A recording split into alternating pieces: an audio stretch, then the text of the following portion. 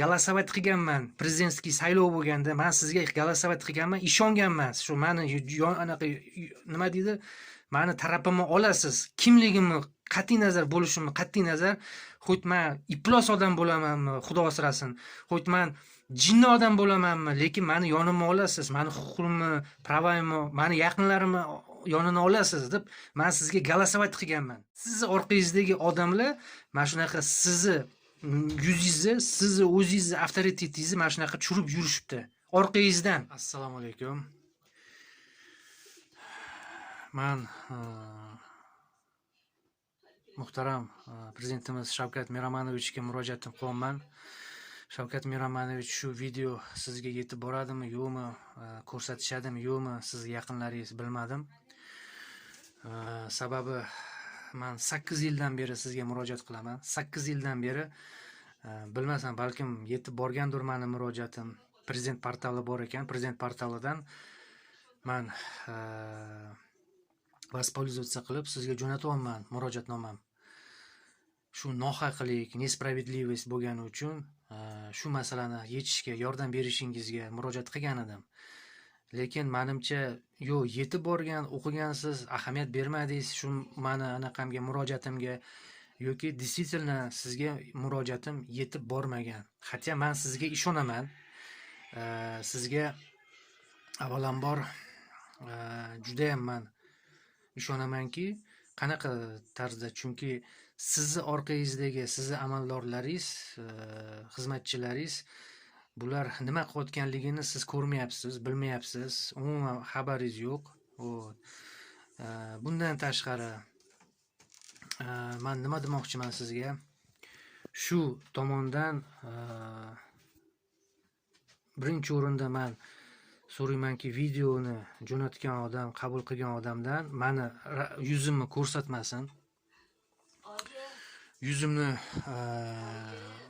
fonoviy rejimda bekitib qo'yishsin. Kerak bo'lganda o'sha chiqishganda men o'zimni ma'lumotlarimni beraman, gaplashaman prezidentskiy administratsiyadan. Lekin prezidentskiy administratsiyaga ham ishonchim qolmadi, lekin umuman qolmadi ishonchim. Buni men sal keyinroq gapirib beraman nimaga bo'lgani uchun. Mani Shavkat Miromonovich, mani bitta savol bor. Odam pensiyaga chiqqanda bir marta pensiyaga chiqadimi yo 2 marta pensiyaga chiqadimi? Uni ustidan qalbaki ariza yozib, zadnim chislom qilib qalbaki ariza yozib, o'rta me'yordagi pensiyaga o'tkazib, ikkinchi marta pensiyaga chiqazishadimi? Shunaqa qilsa bo'lar ekan-a, Shavkat Miromonovich. Bemalol shunaqa O'zbekistonda mana shunaqa bemalol shunaqa qilsa bo'lar ekan-a. Bemalol hamma, xullas o'sha qilib bergan odamlarni hamma поддержка qilib yuribdi-da. To'g'risini aytyapman. Hamma поддержка qilib yuribdi. Chunki menda xatlar bor, o'sha отрицательный xatlar bor. Biz 8 yil yozdik portal, prezidentskiy portalga sizni nomingizga yozdik. Lekin o'sha javob xatlarida yaqqol ko'rinib turibdi.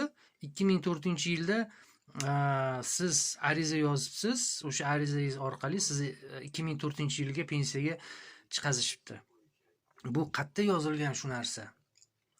Demak, odam bir marta pensiyaga chiqadi, eslatib o'taman. Ikkinchi marta arizani biza o'sha arizani topib biza ekspertizaga berdik. Ekspertiza, тройной ekspertiza tasdiqlab berdi, что ariza onam yozmaganlar, pensiyaga chiqqanlarda onam umuman yozmaganlar o'sha arizani. Jinoiy ish qo'zg'atildi. Jinoiy ish qo'zg'atilganda demak, o'sha qilgan odamlar suvdan quruq chiqib ketdi. Ish anaqagacham, sudgacham olib borilmadi. Jinoiy javobgarlikka bular tortilmadi. Sudimiz olishmadi. Mana sizga qonun, Shavkat Miromonovich, mana sizga qonun. Onam sahrla, mochavoy puzir ushamaydi yaxshi onajonda. 41 yil oliy ma'lumot bilan o'qituvchi bo'lib ishlaganlar. Shu staj bilan pensiyaga chiqqanlar. Qo'limizda трудовой knижка bor. Rayondan справочный arxivniy трудовой stajlar bor. Hammasi вдоль и поперек. 2000-yilda pensiyaga chiqqanlar 25 yil 9 oy nechadir ham kun bilan stajga chiqqanlar. Lьготный prezidentskiy pensiya bo'yicha. Nimaga lьготный prezidentskiy pensiya desam, chunki men 5 yoshimda yetim qolganman. Mani adajonim 50 yoshda o'tib qolganlar. Onam bechora borib ishlab, ikkita smenada ishlab, ertalab soat 7 da ketib, kechki payt soat 7 da kelardi. Ikkita smenada ishlab bizani boqdilar. 3 ta farzandni boqdilar. Men hozirgi kunda onamga qarayman, onajonimga qarayman, hech qayerda ishlay olmayapman. Keyin Shavkat Miromonovich, men nima demoqchiman sizga? Biz 8 yilning ichida nimani ko'rib chiqdik? Bu вообще bardak, juda ham katta bardak. Murojaat qilganimizda qaytarib o'taman, tasdiqlab o'taman. Buni juda ham katta miqdorda inobatga olib oling. Odamlar kelib aldagan, bizani qilib beramiz, siz haqsiz, qamatamiz, hammasini qilamiz deb aldagan. Birinchi o'rinda o'sha aldagan odamlarni barmoqdan sanab chiqib aytib berishi mumkin. Kimligini. Agar juda ham jiddiy shug'ullanib turib, o'sha odamlarni agar siz nakazat qilsangiz, barmoqlarni gapirib beraman. Endi bitta narsada siz mana misolga tasavvur qiling, Shavkat Miromonovich, sizni oyingiz borlar, 41 yil o'qituvchi bo'lib ishlagan.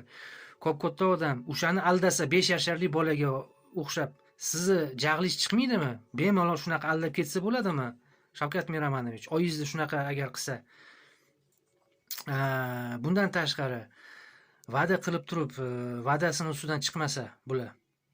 Ikkinchi tomondan oyingizga bosim o'tkazishsa, kelib turib, Respublikanskiy pensionniy отделdan bu o'zim bola kelib 10 kishi bo'lib turib, bosim o'tkazib, aldab, qo'rqitib, tushuntirish xatini olib, pensionniy отделdan bizani e'tirozimiz yo'q. Bo'lmasam siz agar shuni yozib bermasangiz, biz sizni 600 minglik, 500 minglik pensiyaga o'tkazib beramiz. Shunaqa haqqi bormi ularni? Men uyda yo'q edim, Shavkat Miromonovich. Men uyda yo'q edim. Bular men uyimda yo'qligim paytimda kelishdi. Men o'shanda qabulxonaga murojaat qildim. Alisher Ataxanovich degan sizni vaziringiz bor ekan, o'shanga murojaat qilgan ekanman. U ham aldab, menga hech qanaqa yordam berganim yo'q. Men o'sha kuni dokument olib bordim, bir papka dokument olib bordim.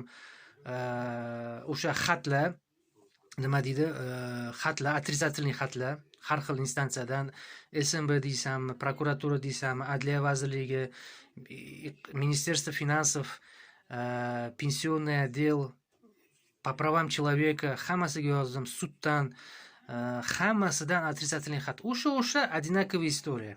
O'sha xatlar. Bular tasdiqlab turibdi, что xatlarda, har bitta xatlarda tasdiqlab turishibdi, что вот 2004-yilda oyingiz pensiyaga chiqqanlar. O'zini arizasi bilan. Hatto men yozib turibman, bizning qo'limizda bor ekspertiza, bular shu arizani o'z qo'llari bilan yozmaganlar.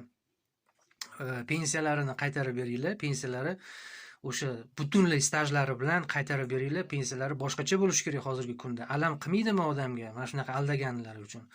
Hozirgi paytda onamjonim buni juda ham qattiq inobatga oling. Mana shu hodisalar keyin, mana bu vaziyatlardan keyin onajonim insult bo'lib qoldilar.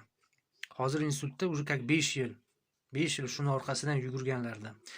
Ilohim, mana bu aldab yurgan, qilib bermagan odamlarga o'ziga qaytsin shu narsa.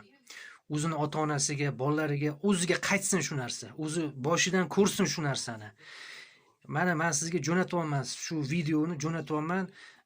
Siz menga yordam berishingiz uchun sizga ishonaman. Men O'zbekiston fuqarosiman. Men sizga har doim голосовать qilganman. Prezidentskiy saylov bo'lganda men sizga голосовать qilganman, ishonganman. Shu meni anaqa nima deydi?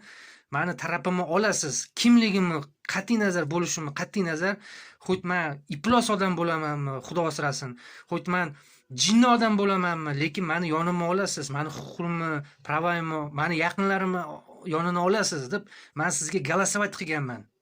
Голосовать qilganman Shavkat Miromonovich. Siz orqangizdagi odamlar mana shunaqa sizni yuzingizni, sizni o'zingizni avtoritetingizni mana shunaqa tushirib yurishibdi. Orqangizdan. Shuncha qabul sayyorlariga bordik, shuncha chaqirishdi, majburlatib onamga borishdi. O, men deganman, onam ahvoli yomon, bormaylar desam, yo'q, yuring deb olib ketishgan. U yoqdan ahvollari, mazalari yomon bo'lib qaytib kelgan. Chunki bular sporlashib, o'zinikini оправдать qilib, o'zinikini объяснять qilishadi. O'yin kulgu qilib, maynavochilik qilib yurishadi. To'g'risini aytib beraman sizga.